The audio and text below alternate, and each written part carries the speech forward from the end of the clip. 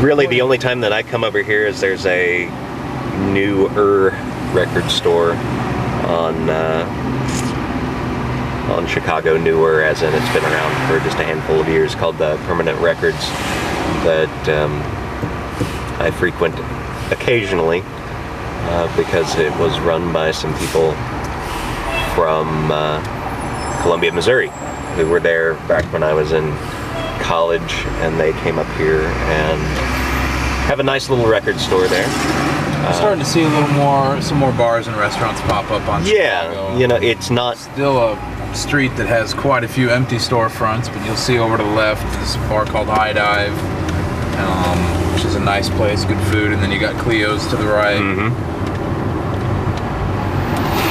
Just shoot up. Okay. Next one. Take a wood.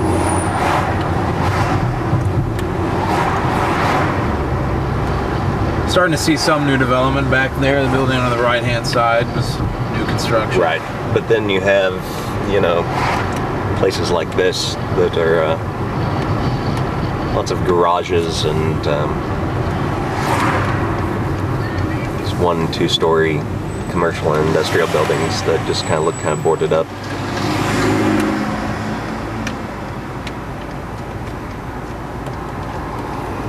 And then you have just some of these small, a taqueria, a small pizza place,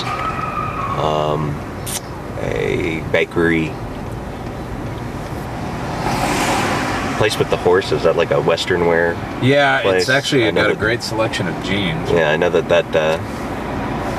the sign at least tends to be one of the. It's more of a cowboyish outfitting type place. Yeah. In fact, you have horses on both sides of the street, don't you? Yeah. Yeah, because you have the parking. Yeah. Okay, so what are we on now? Is this Paulina? We are on Wood, Wood. heading north. Okay. Yep. So you're gonna see Wood. I'm assuming back in the day used to kind of get a little more traffic because a lot of these are old vacant storefronts. Right. But you'll kind of see that. Yeah, I mean, it's really a mix. You have some of these newer infill type developments that you see along here on both sides of the street. But then alongside places kind of like the building that I would live in, which is, dates back to maybe the first or second decade of the 20th century. Police precinct here.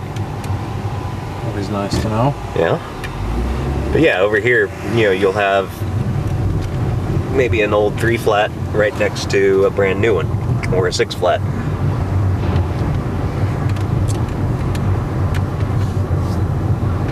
You have Augusta, which is another sort of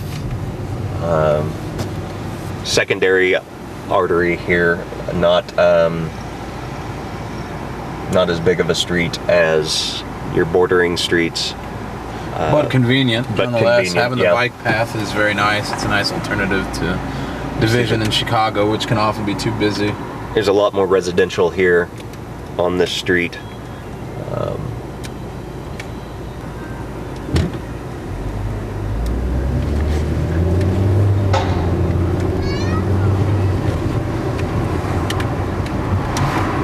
Now the part of this neighborhood that I get to tends to be the northern part of it, and it's mainly at night whenever my friends and I walk down here to go to one of a couple neighborhood bars. And when I say neighborhood bars, I mean that they are tucked away on some of these interior streets off of the main thoroughfares.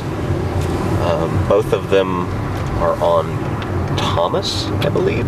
Yes. Not the easiest street to get to. You're right. One way. We are gonna. You have. Take a roundabout way to get there. That's fine. But just voting takes place usually in the neighborhood right here. This yes. is where I got to vote in the 2008 presidential election, which is convenient. I rolled out of bed. Stopped over.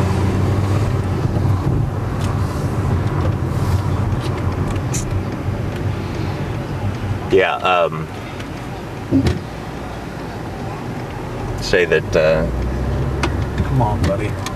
Innertown and Student driver.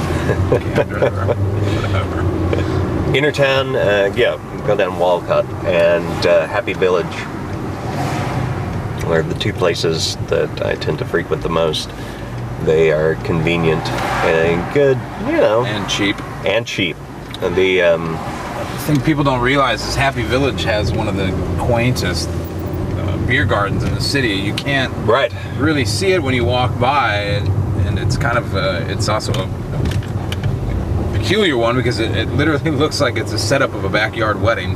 There's a couple yeah. tents, There's and kind of a a. pond with some fish and It reminds me in a lot of ways of the patios that were back behind the sort of the bars right off of campus in Fayetteville, Arkansas, at the U of A, which are all known for having these little back patios, and they all have these little ponds with little tinkling fountains or whatever, and then just kind of patio furniture, and that's what it is. It's lots of kind of plastic tables, plastic chairs, and like you said, like a 4-pole white tent outside to keep the rain off of you. And in fact, it's so nice and so convenient, especially during the summer, that it sort of becomes a pain once they make everybody move inside, because it is such a small little bar.